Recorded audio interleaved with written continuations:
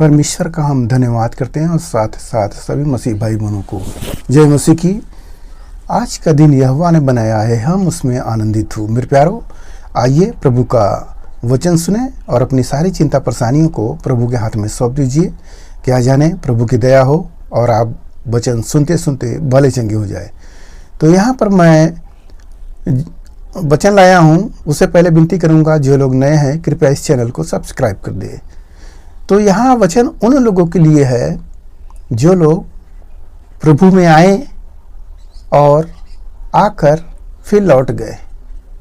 तो प्रभु उनसे क्या कहता है, आइए हम वचन पढ़ते हैं और आप लोग उसको ध्यान से सुने। यशायाह अध्याय 30 और वचन 15। प्रभु यहोवा इस्राएल का पवित्र यूं कहता है, लौट आने और शांत रहने में तुम्हारा उद्धार है, शांत रहने और भरोसा रखने में तुम्हारी वीरता है। प्रभु कहते हैं लौट आओ, लौट आने में और शांत रहने में, धीरज धरने में तुम्हारा उद्धार होगा। हालेलुया। वह क्या है? एक वीरता का काम है। जो धीरज धरता है वह वीरता का काम है। तो हम मसीह यीशु में आए हैं तो हम यह विश्वास करें प्रभु हमें किस तरह से शांति देते हैं। हमें ऐसे ऐसे वचन देंगे प्रभु जो सुनकर आपका शरीर का हर एक रोआ रोआ रोम रोम पिघल जाएगा, वचन सुनकर खड़ा हो जाएगा। मेरे प्यारो, यह परमेश्वर का सत्य वचन है जो दो धारी तलवार से भी ज़्यादा चोखा है।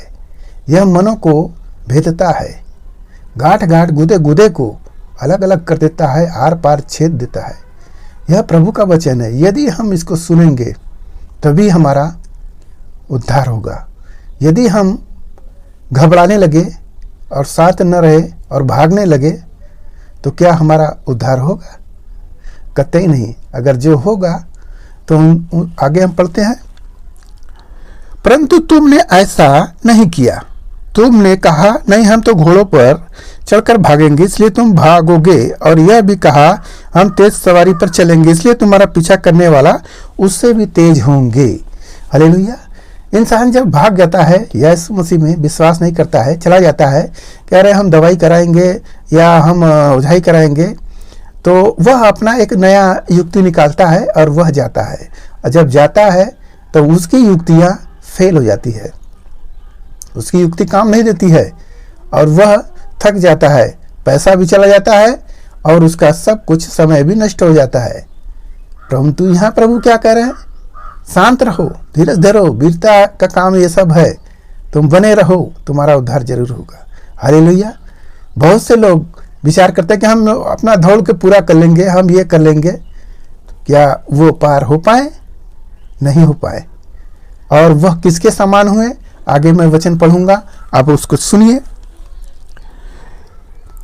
इसलिए तुम्हारा पीछा करने वाले उससे भी तेज होंगे। एक ही की धमकी से 1000 भागेंगे और 5 की धमकी से तुम ऐसे भागोगे कि अंत में तुम पहाड़ की चोटी के डंडे या टीले के ऊपर की ध्वजा के समान रह जाओगे, जो चिन्ह के लिए गाड़े जाते हैं।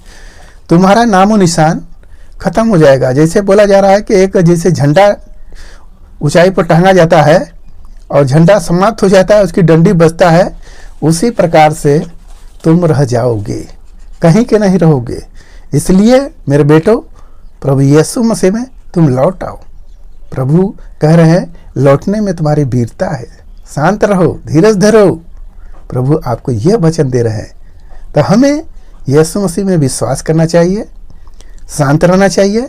प्रभु का जो अद्भुत काम है वह प्रभु आपको चंगा करेगा।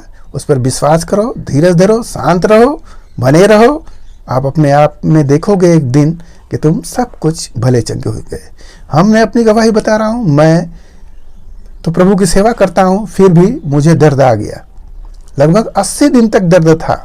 मैंने किसी के पास नहीं गया, डॉक्टर के भी पास नहीं गया, बस प्रभु से प्रार्थना करता रहा। 80 दिन के बाद क्या हुआ? मैं पूरी रीति से चंगा हो गया। हालेलुया। कोई दवाई नहीं।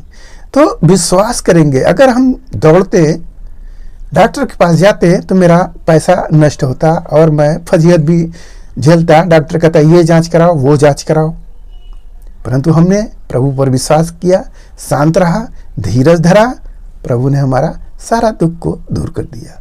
तो मेरे प्यारो, आज के इस वचन से आपको यह मिला होगा कि परमेश्वर में हमें आने में, लौट आने में अच्छी बात है, और उसमें शांत रहना, धीरज धरना, यह भी एक वीरता का काम है। उस पर विश्वास करें, प्रभु आपको आशीष देंगे। आइए आपके घर परिवार के लिए हम प्रार्थना करें।